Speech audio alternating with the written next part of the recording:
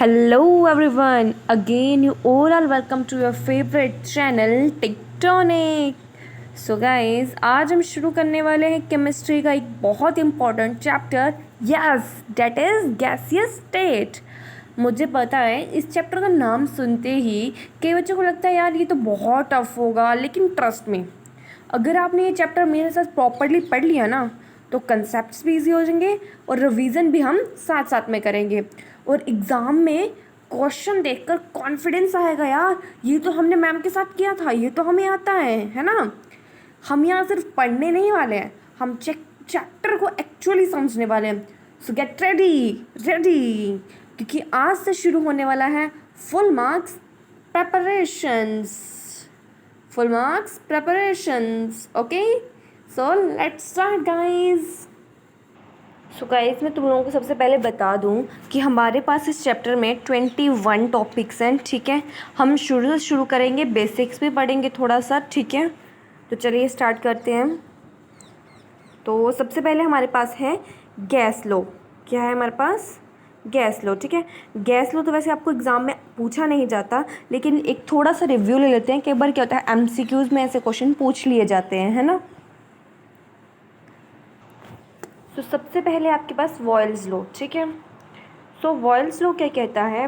V is directly proportional to inversely proportional to P, ठीक है। तो इसमें क्या है, देखो आपने सबसे पहला कौन सा लॉ पढ़ा? Vials law. वॉयल्स लॉ के अकॉर्डिंग जो वॉल्यूम है वो इनवर्सली प्रोपोर्शनल है प्रेशर के। तो अगर P को यहाँ ले जाओगे ये PV हो जाएगा और इसको किसके को रख दोगे? कांस्टेंट के। मतलब जब ये डायरेक्टली प्रोपोर्शनल का साइन हटाओगे तो इक्वल टू के साथ देन कांस्टेंट ही आता है। ये चीज़ तो आपको क्लियर है ना। अब ये आपके पास गैस लो टोटली 5 है, लेकिन जो सिमिलर हैं वो 3 है। एक वॉयल्स लो हो गया, then Charles law and then Avogadro law, ठीक है। अब इनमें डिफरेंस देखो, आपको एक चीज़ याद रखनी है, इनका ये रिलेशन, ठीक है। आप ये सब लिख सकते हो कि ये किसके बीच में रिलेशन है? प्रेशर और वॉल्यूम के बीच में रिलेशन है ना। देन आ जाओ चार्ल्स लॉ पे, ये किसके बीच में रिलेशन है? वॉल्यूम और टेम्परेचर के बीच में रिलेशन है ना। देन आ जाओ एवोगाड्रो लॉ पे। अब ये V तो हमें पता है वॉल्यूम है, अब N क्या है? पता है किसी को N क्या है? Yes guys, number of molecules of gas, ठीक है। सो ये किसके बीच में रिलेशन हो गया? Volume and number of molecules of gas के बीच में रिलेशन हो गया। अच्छा, याद हो गया? एक बार दोबारा रिवाइज कर लेते हैं। वॉयल्स लॉ में क्या है? V is inversely proportional to pressure. Charles law में V is directly proportional to temperature, and in Avogadro law V is directly proportional to number of gas molecules. अब एक बात और दिखी अपने इनमें, सभी का रिलेशन किसके साथ है? वॉल्यूम के साथ। सबसे पहले इन्वर्सली प्रोपोर्शनल प्रेशर के साथ, जो कि वॉयल्स लॉ है। देन चार्ल्स लॉ के साथ किसका है? Directly proportional temperature and then directly proportional number of molecules of gas, ठीक है। ठीक है, अब एक और बात ध्यान में रखनी है, एक मिनट मुझे कलर चेंज करना, ठीक है। ये रिलेशन तो बहुत इंपॉर्टेंट है, ये आपने याद कर लिया है ना। पेपर में आगे कि लिख के बताओ, है ना, कोई डेफिनेशन दे के दिखाओ, 2 नंबर का क्वेश्चन आ गया तो ये रिलेशन तो आपको पता लग गया कैसे आया, है ना। सभी का ऐसे ही आएगा। चार्ल्स लॉ का, इसको यहाँ ले गए, इस तरफ क्या रहा? Constant, B/T is equal to constant. Avogadro number का यही रखो, इसका चेंज करने का ज़रूरत नहीं है, ठीक है। अब देखो, आप लिख सकते हो ना कि product of pressure and volume is equal to constant at constant temperature, ठीक है। अब ये चीज़ें आप कहाँ कब कैसे याद रखोगे? ये रिलेशन याद हो गया, वॉल्यूम है इसमें, प्रेशर है इसमें, टेम्परेचर नहीं है तो टेम्परेचर क्या होगा? कांस्टेंट। अब चार्ल्स लॉ में आ जाओ, वॉल्यूम है इसमें, टेम्परेचर है इसमें, प्रेशर नहीं है, प्रेशर क्या होगा? कांस्टेंट, ठीक है। अब आ जाओ एवोगाड्रो नंबर वाले पे, वॉल्यूम है इसमें, नंबर ऑफ गैस मॉलिक्यूल्स है, ना प्रेशर है इसमें ना टेम्परेचर, दोनों ही कांस्टेंट होंगे, ठीक है। क्लियर है? क्लियर है मैम। 3 लॉज क्लियर हो गए? क्लियर हो गए मैम। अब आपके पास 4th वन है ग्राम्स लॉ ऑफ डिफ्यूज़न। इसका रिलेशन ये रहा, R is directly proportional inversely proportional to the root of D। अब ये R और D क्या है? R आप लोगों के पास है rate of diffusion and D आपके पास है density of the gas. R क्या है? Rate of diffusion and D क्या है? Density of the gas. तो आप कह सकते हो the rate of diffusion of a gas is inversely proportional to the square root of the density of the gas at constant pressure. ठीक है, clear है? क्लियर है मैम, इसमें कोई डिफिकल्टी थी नहीं। आ जाओ नेक्स्ट वन पे, Dalton's law of partial pressure. पहले डेफिनेशन सुन लो फिर उसे समझाती हूँ, ठीक है। At constant temperature the pressure exerted by a mixture of two और मोर नॉन रिएक्टिंग गैसेस। बोला है जो कि प्रेशर एक्सर्ट कर रहा है, जो प्रेशर लगा रही है, मिक्सचर है गैसेस, दो से ज़्यादा नॉन रिएक्टिंग जो गैसेस रिएक्ट नहीं करती हैं उनका मिक्सचर है किसी डेफिनेट वॉल्यूम में। ठीक है, हाँ, अगर जो सारी गैसेस का जो मिक्सचर है वो किसी डेफिनेट वॉल्यूम में, ठीक है, is equal to the sum of individual pressures. वो किसके इक्वल होगा? जो सारी गैसेस प्रेशर लगा रही हैं ना, वो किसके इक्वल होगा? हर एक गैस के इंडिविजुअल प्रेशर के इक्वल होगा जो कि एक्सर्ट कर रही है वो अकेली सेम वॉल्यूम पे सेम टेम्परेचर पे। ठीक है, एक बार डेफिनेशन दोबारा बोल रही हूँ। At constant temperature the pressure exerted by a mixture of two और more non reacting gases enclosed in a different volume is equal to enclosed in a definite volume is equal to the sum of the individual pressure which each gas would exert if present alone in the same volume at the same temperature। इतनी मुश्किल definition थी यार, मेरी जुबान भी confuse हो गई थी। चिल ब्रो, डेफिनेशन बुक की लिखी हुई मुश्किल थी, लेकिन जब हमें समझ में आ गई ना तो मुश्किल है ही क्या इसमें। बोला है कि कांस्टेंट टेम्परेचर आपके पास, ठीक है, तो आपके पास एक कंटेनर है ना, चलो यार नहीं, आपकी जो गैसेस आपके पास ना दो से ज़्यादा ऐसी गैसेस हैं जो कि नॉन रिएक्टिंग है, जो कि अपने साथ एक दूसरे के साथ रिएक्ट नहीं करेंगी, है ना। उनका जो प्रेशर वो प्रेशर लगा रही हैं किसी डेफिनेट वॉल्यूम पे, हाँ कोई फिक्स वॉल्यूम उनका, ठीक है, तो वो किसके इक्वल हो जाएगा? सम ऑफ इंडिविजुअल प्रेशर। हर एक गैस का अपना अपना प्रेशर होगा ना, जो गैसेस आपने पहले मिक्स करके डाले थे उन गैसेस का जो अपना अपना प्रेशर होगा, है ना, सेम वॉल्यूम पे और सेम टेम्परेचर पे, उसका सम जो होगा इंडिविजुअल गैसेस का सम, वो किसके इक्वल होगा? जब मिक्सचर ऑफ गैसेस लगा रही थी, समझ गए? मतलब P is equal to P1 plus P2 plus P3। एक मिनट में लिख के दिखाती हूँ ताकि क्लियर हो जाए। P is equal to P1 plus P2 plus P3 up to so on. ठीक है, ये जो P वाला है ना, ये वो प्रेशर है जब मिक्सचर ऑफ गैसेस लगा रही थी, और ये P1 किसी एक गैस का, ये P2 दूसरी का, ये P3 तीसरी का है, ऐसे ऐसे। ठीक है, आई होप समझ में आ गया हो। और ये कब होगा? कॉन्स्टेंट टेम्परेचर एंड वॉल्यूम पे। वही टेक्निक आ गई यहाँ पे, देखो प्रेशर है, टेम्परेचर वॉल्यूम नहीं है, मतलब टेम्परेचर वॉल्यूम क्या है? कॉन्स्टेंट है। ठीक है, क्लियर है? यहाँ पे आपका पहला टॉपिक वाइंड अप होता है। ठीक है, सेकेंड वन है आपका टॉपिक आइडियल गैस इक्वेशन। ठीक है, आइडियल गैस इक्वेशन आपको पता ही है, वो सम होती है आपकी गैस लॉ इक्वेशंस की, जो बॉयल्स लॉ, चार्ल्स लॉ और एवोगैड्रो लॉ है, उनका सम होएगी। आपने देखा ही है कि वो तीनों वी के डायरेक्ट रिवर्शन थे। एक बी के 1/p के था, ये बॉयल्स लॉ था, ये टी के था और ये एन के था, है ना। अब इन तीनों को कंबाइन करेंगे तो हम लिख सकते हैं 1NT, ये वी है, अपॉन पी को साइड ले जाओ, PV direct variation to NT, PV direct variation का साइन हटाएंगे, इक्वल टू आएगा RNT, है ना। ये आपकी गैस इक्वेशन है, ये प्रेशर है, वॉल्यूम है, ये क्या है? आइडियल गैस इक्वेशन है ये। और ये R क्या है? कांस्टेंट ऑफ प्रोपोर्शनैलिटी है। ठीक है, और गैस कांस्टेंट है, ये नंबर ऑफ गैस मॉलिक्यूल्स हैं, और ये T टेम्परेचर है।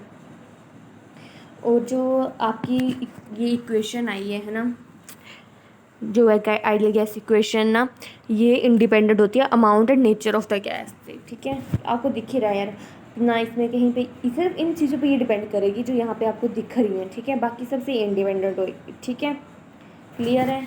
क्लियर है मैम, है ना।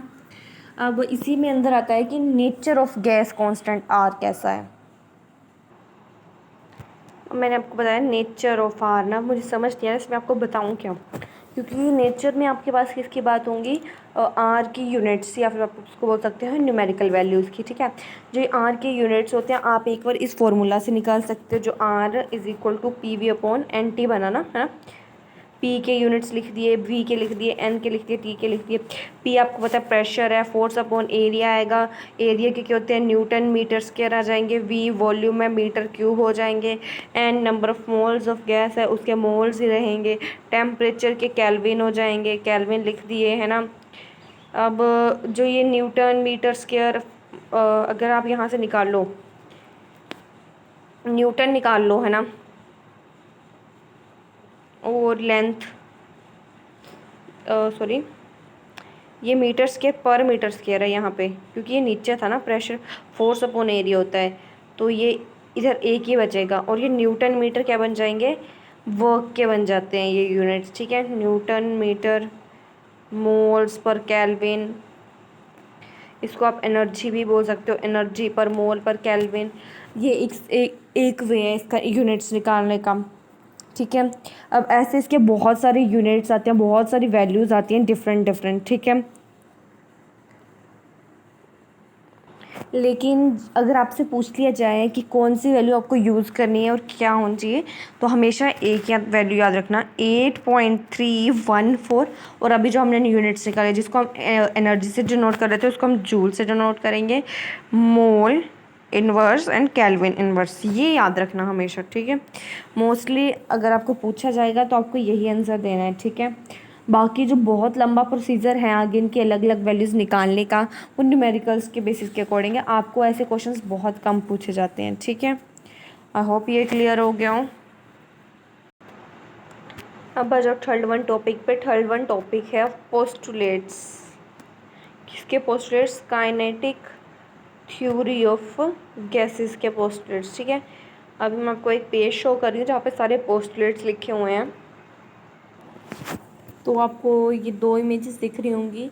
जो ये वाली इमेज है ये थोड़ी बुकिश लैंग्वेज है, ये भी इजी है, सनी है, और ये थोड़ी मेरी लैंग्वेज है जिसमें थोड़ा मैंने इजी करने की कोशिश की है ताकि आपको इजीली लर्न हो जाए, ठीक है। अब मैं आपको एक एक करके हर एक पोस्टुलेट समझाती हूँ, ठीक है। Gas molecule is made up of large number of small particles. बोला है कि जो गैस मॉलिक्यूल्स है ना, वो बने होते हैं बहुत सारे पार्टिकल से बने होते हैं, जो कि बहुत स्मॉल स्मॉल पार्टिकल से वो बने होते हैं। उनको क्या कहा जाता है, जो स्मॉल स्मॉल पार्टिकल से वो बने होते हैं उनको कहा जाता है gaseous molecule. So gas molecule small small particles से बना होता है, उनको क्या कहा जाता है, स्मॉल पार्टिकल्स को gaseous molecule. Gas molecule is made up of large number of particles, large number of small particles called as gaseous molecules, ठीक है। कई बार बच्चे इस लैंग्वेज में कन्फ्यूज हो जाते हैं कि made of large number of small particles मतलब बहुत सारे स्मॉल पार्टिकल्स, ठीक है। These molecule collide with each other also with the wall of the container. जो ये मॉलिक्यूल्स हैं, गैसेस मॉलिक्यूल्स हैं, ये एक दूसरे के साथ कोलाइड करते हैं, टकराते हैं एक दूसरे के साथ। ये कई बार वॉल के साथ भी कोलाइड कर जाते हैं, वॉल के साथ भी टकरा जाते हैं। किसके वॉल के साथ, कंटेनर के वॉल के साथ भी कोलाइड कर जाते हैं। Volume of gaseous molecule is negligible as compare to the total volume of gas. जो कि गैसियस मॉलिक्यूल है ना, जो उनका वॉल्यूम है वो निग्लिजिबल ही होता है एज कम्पेयर टू, किसके साथ कंपेयर करें, टोटल वॉल्यूम ऑफ गैस, ठीक है। जिसमें कोलिजन होता है वो परफेक्टली इलास्टिक होता है, ठीक है। क्या होता है इसमें collision, perfectly elastic. They experience negligible gravitational force, वो एक्सपीरियंस करते हैं निग्लिजिबल ग्रेविटेशनल फोर्स, ठीक है। The average kinetic energy of the molecules is directly proportional to the absolute temperature. जो काइनेटिक एनर्जी है मॉलिक्यूल्स की वो किसके डायरेक्टली प्रोपोर्शनल होती है, एब्सोल्यूट टेम्परेचर के, ठीक है। Average kinetic energy is directly proportional to absolute temperature. The motion of the molecules is unaffected by the perfect force of gravitation. बोला है जो मोशन है मॉलिक्यूल्स का वो अनअफेक्टेड होता है फोर्स ऑफ ग्रेविटेशन से। पहली बात तो हमने ऊपर पढ़ा ये कि निग्लिजिबल है ग्रेविटेशनल फोर्स, तो वो मोशन को भी कैसे अफेक्ट कर सकता है ना। सिंपल सी बात हो गई याद। एक बार मेरे पढ़ने के बाद एक बार बुकिश लैंग्वेज भी देख लेना, क्या पता इजी लगे। अब 5 मिनट का ब्रेक दो और इनको एक बार रिवाइज करो माइंड में ताकि ये अच्छे से लर्न हो जाए, ठीक है।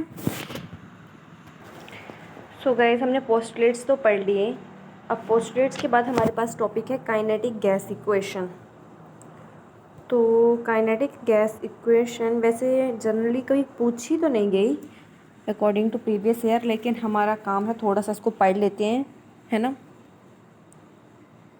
तो सबसे पहले डेरिवेशन को शुरू करने से पहले हमने सपोज़ कर दिया कि जो गैस है वो एनक्लोज्ड है एक क्यूबिकल बॉक्स में, ठीक है। मैंने क्यूबिकल बॉक्स बना दिया है जिसकी साइड है एल, ठीक है। अब इनको कुछ पॉइंट्स को नेम दे देते हैं। मैं अभी ट्रिक बताती हूँ जैसे कि नेम कैसे देने हैं। ये मैंने यहाँ से शुरू कर दिया, चलो यहाँ से शुरू कर रही हूँ। ये ए, ये बी, ये सी, ये डी, और जो नीचे वाले हैं उसको अलग से दिया ई, एफ, जी, एच, ऐसे कुछ पॉइंट्स नाम दे दिए, ठीक है। और अंदर भी एक मतलब वो बनेगा, मैं ट्राई करती हूँ बना पाती हूँ कि नहीं। से डॉटर डॉटर डॉटर, इसका मैं आगे आपको बताऊँगी। ये मैंने क्यों बनाया है यहाँ पे, ठीक है। इधर v1 मतलब ये वेलोसिटी है, जो ये v1 है वो वेलोसिटी है, ठीक है। इसके पार्टिकल्स की वेलोसिटी है। अब जो ये v1 है वो अब उसके कुछ कंपोनेंट्स आ रहे हैं, जैसे v1x, v1y, v1z, ठीक है। ये आगे जब आएगी तो आपको क्लियर कर दूँगी क्या आई है और क्यों आई है, ठीक है। अब हम मान रहे हैं कि जो यहाँ इसके अंदर n number of identical particles हैं जिनका हर एक का मास क्या है m, ठीक है। Since the molecules are of same size and perfectly elastic, ये तो मैं बता ही चुकी थी आपको पोस्टुलेट्स में कि जो मोलिक्यूल्स होते हैं, है ना, जो मोलिक्यूल्स होते हैं उन वो क्या होते हैं, परफेक्टली इलास्टिक होते हैं और उनका क्या होता है, सेम साइज होता है, ठीक है। और so their mutual collision result in the their change of velocities only, ठीक है। जब उनका कोलिजन होगा तो उससे क्या होगा, सिर्फ वेलोसिटीज़ में चेंज आएगा। Collisions with the walls of a container contribute to the pressure of a gas molecules, जब वो कोलिजन कर रहे हैं कंटेनर के साथ तो वो कोलिजन किस में कंट्रीब्यूट कर रहा है, प्रेशर ऑफ गैस मॉलिक्यूल, ठीक है। अभी हमने क्या क्या थ्योरी पढ़ी कि एन क्या है, N number of identical molecules हैं, हर एक का मास एम है, उनका साइज सेम है, वो परफेक्टली इलास्टिक है, और जो उनका कोलिजन है वो उससे किस में चेंज आएगा, वेलोसिटीज़ में चेंज आएगा। क्लियर होगी। अब हमने कंसीडर किया molecule of mass m having with velocity v1 if v1x, v1y, v1z be the components of velocity v1 along x-axis, y-axis and z-axis respectively। अब ये कहाँ से आई चीज़, अभी मैंने आपको यहाँ पे बताई थी। ये देखो मैं जूम कर रही हूँ, तो गाइस एक मिनट, थोड़ी सी ये डायग्राम ऐसे थी, है ना, ये पता नहीं क्या हो गया था। अब देखो ये डायग्राम थी, बोले कि किसी एक पार्टिकल, है ना, कोई एक पार्टिकल लिया जिसका मास है m, उसकी वेलोसिटी हो गई v1, किसके साथ, उसके कंपोनेंट्स के साथ, और ये कहाँ हुआ है, इनकी एक्सिस के एंगल होंगे। एक्स एक्सिस इस साइड को होती है इसलिए v1 एक्सिस साइड को, v1y ऊपर को होती है, v1z z एक्सिस के अकॉर्डिंग, ठीक है। तो हम लिख सकते हैं, देन मैं कहाँ पे लिखूँ, ये चीज़ को इग्नोर करना गाइस, ये क्लियर नहीं हो पा रहा, ठीक है। यहाँ पे लिख रही हूँ कि जो v1 डैश है वो इक्वल हो सकता है v1 x square plus v1 y square plus v1 z square के, मतलब कि v1 का square is equal to v1 x का स्क्वायर प्लस v1 वाई का स्क्वायर प्लस v1 जेड का स्क्वायर। ये लिख सकते हो, कुछ भी नहीं लिखा है। अगर कंपोनेंट्स का जो स्क्वायर का सम है वो एक प्रॉपर उसकी जो थे मतलब वेलोसिटी थी उसके इक्वल ही होगा। ये तो सिंपल सी बात है, ये सभी को ही पता है, बस ये थोड़ा यहाँ पे रूट राट लगे, थोड़ा अट्रैक्टिव वे में लिखा ताकि सुंदर लगे वो चीज़ें, ठीक है। अब बोला है कि momentum of molecule along x axis कितना होएगा, mv1 x, ठीक है। मोमेंटम पता है ना, मास इनटू वेलोसिटी होता है, लेकिन एक्स एक्सिस की बात किया है इसलिए v1 x वाली वेलोसिटी आई है, ठीक है। अब बोला है जब मॉलिक्यूल जो स्ट्राइक कर रहा है, और रुको मुझे, स्ट्राइक कर रहा है BCGE बॉल के साथ, ठीक है, तो वो यहाँ पे स्ट्राइक करके वो वापस होएगा, है ना, और किसकी तरफ जाएगा, इसकी तरफ जाएगा, इस बॉल की तरफ जाएगा, है ना। तो चेंज इन मोमेंटम क्या हो जाए, फिर उसका मोमेंटम, इस जो यहाँ का पार्टिकुलर वापस जा रहा है इसका मोमेंटम नेगेटिव में होएगा, है ना, होएगा नेगेटिव mv1x हो जाएगा उसका।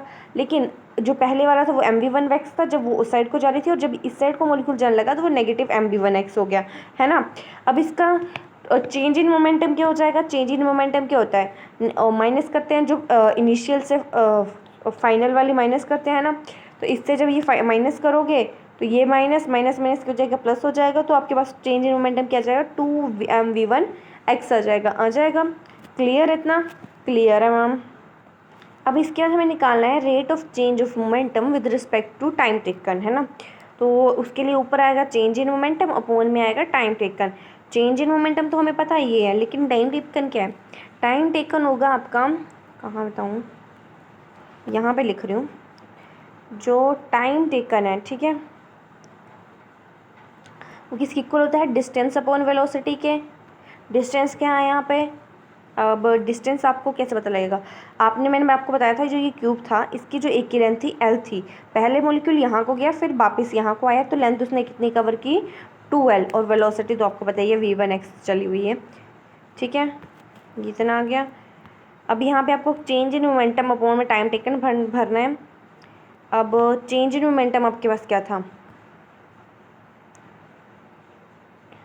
2mv1x था, लिख सकते हो 2mv1x। और ये आपके पास टाइम टेकन क्या आया था? 2L अपॉन में v1x आया था। यस मैम, आया था। अब देखो 2 के साथ 2 कैंसिल, ये जो v1x स्क्वायर है ये ऊपर जाएगा, तो ये बन जाएगा mv1x स्क्वायर अपॉन में L। ये आपके पास क्या बन गया? Rate of change of momentum with respect to time. आगे आ रहा है अकॉर्डिंग टू न्यूटन्स लॉ। कौन सा Newton's law? Second Newton's law के अकॉर्डिंग क्या होता है? जो सेकंड वाला न्यूटन्स लॉ है उसके अकॉर्डिंग जो एफ है, फोर्स है, वो rate of change of momentum की इक्वल होता है। तो ये एक्स एक्सिस का लॉन्ग चला था, तो f1x आ जाएगा, और mv1x स्क्वायर जो भी हमने rate of change of momentum निकाला था वो यहाँ पे लिखा है। अब similarly force due to impact of other molecule, जैसे ये तो v1 मॉलिक्यूल के कारण था, जिसकी उस मॉलिक्यूल के कारण था जिसकी वेलोसिटी v1 थी। अब दूसरा मॉलिक्यूल होगा उसकी वेलोसिटी v2 होगी, जिसके तीसरा होगा उसकी वेलोसिटी v3 होगी। उस अकॉर्डिंग हमारे पास फोर्सेस क्या आ जाएंगे? mv2 स्क्वायर x अपॉन में l, mv3 square x upon में l, इस तरीके से आते जाएंगे। तो नेट फोर्स क्या हो जाएगी? नेट फोर्स हम किसके अकॉर्डिंग लिख रहे हैं? एफ एक्स के, सॉरी एक्सेस के अलोंग लिख रहे हैं, तो इन सभी का प्लस आ जाएगा। mv1 स्क्वायर एक्स अपॉन में l plus mv2 square x upon में l plus up to so on mvn square x upon में l। ये आ गया, ठीक है। अब यहाँ से l कॉमन ले सकते हो, m भी कॉमन ले सकते हो, है ना। अंदर क्या बच जाएगा? m अपॉन l मैंने ले लिया कॉमन, अंदर क्या छोड़ रही हूँ? v1x का स्क्वायर प्लस v2x का square up to so on upon में v1x का स्क्वायर, ठीक है। क्लियर है? इतना क्लियर हो गया? ये fx कैसे आया? क्लियर हो गया। अब हमारा काम क्या था? हम प्रेशर की बात कर रहे थे, ठीक है। किसकी बात कर रहे थे? प्रेशर की। तो प्रेशर निकालना है। प्रेशर हमें पता है क्या होता है? Force upon area. एरिया क्या होगा? एल स्क्वायर हो जाएगा। इसको हम लिख सकते हैं इधर ही, सॉरी ये पी एक्स लिख सकते हैं इसको। ये आपका सारा का सारा, आपको मैं कलर, ये आपका सारा का सारा क्या था? फोर्स था। अब नीचे सिर्फ ए ऐड होगा, ए को हम लिख सकते हो एल स्क्वायर, तो यहाँ पे चेंज करके सिर्फ इतना फ़र्क आएगा एल क्यूब का। अब ये पी एक्स के लिए आया, ऐसा ही पी वाई के लिए आएगा, ऐसा ही पी जेड के लिए आएगा। रिप्लेसमेंट क्या होएगी? जहाँ पे एक्स है वहाँ पे वाई आ जाएगा, और अगर जेड के लिए लिखना है तो वहाँ पे जेड आ जाएगा। इतना हो जाएगा। क्लियर है मैम? उसके बाद अब 3 प्रेशर्स निकाल दिए, अब एवरेज निकाल लो, p x plus p y plus p z upon में 3, ठीक है। इतना क्लियर है? क्लियर है मैम। अब क्या होगा? इन पूरे जब लिखोगे तुम लोग तो m बाहर लिखोगे, 3l क्यूब बाहर लिखोगे, अंदर आपकी सिर्फ वेलोसिटीज़ बचेंगी, v1x square plus v1y square plus v1z square, वैसे ही प्लस v2 के लिए आएगा, वैसे ही vn के लिए आएगा, ठीक है। अब देखो ये जो v1x plus v2y plus v1z, ये मैंने आपको जब शुरू में शुरू किया था, मेरे पास वो है नहीं, मैंने बताया था ये किसके इक्वल होते हैं? v1 स्क्वायर के इक्वल। तो मैं इनको रिप्लेस करके v1 square plus v2 square plus vn square लिख सकती हूँ, लिख सकते हो। और जो l क्यूब है वो v के इक्वल आ जाएगा, तो इसको लिख सकती हूँ m3v। ये चीज़ आ जाएगी आपके टोटल प्रेशर की। ये जो टोटल प्रेशर चलो इतना लिख सकते हो, लिख सकते हैं मैम। अब देखो, अब जो VRMS वैल्यू होती है, मैं बोल रही हूँ जो यू स्क्वायर है, VRMS वैल्यू का फॉर्मूला होता है, वो किसके इक्वल है? v1 square plus v2 square plus upon में vn स्क्वायर अपॉन में n, इसके इक्वल है ना। ये चीज़ मैंने बोल दी। अब हमारे पास ऐसा कुछ बन रहा है यहाँ पे विदाउट रूट, तो ये चीज़ें बन रही हैं, है ना। सॉरी गाइस, यहाँ पे यू स्क्वायर नहीं आएगा, अकेले यू के लिए टर्म्स हैं। अब जब भी यहाँ पे इसको रूट को यहाँ लेके जाएंगे तो ये बन जाएगा you square V1 square plus V2 square plus VN square upon में n, है ना। अब हम इसको यू स्क्वायर के साथ किसको रिप्लेस करेंगे, इस टर्म को, इस टर्म को, बट हमें n भी चाहिए, तो n के साथ मल्टीप्लाई, n के साथ डिवाइड। अब जब हम इसको, क्या यार, इसको अब रिप्लेस कर सकते हैं हम यू स्क्वायर के साथ, तो हम इसको लिख सकते हैं 1/3 mn u स्क्वायर, लिख सकते हैं हम।